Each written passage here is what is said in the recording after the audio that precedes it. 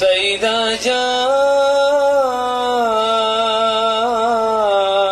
الطامة الكبرى يوم يتذكر الإنسان ما سعى وبرزت الجحيم لمن يرى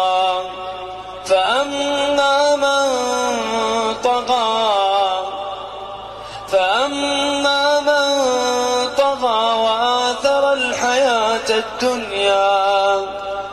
فإن الجحيم هي المأوى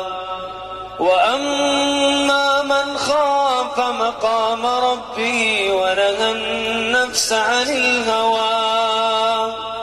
فإن الجنة هي المأوى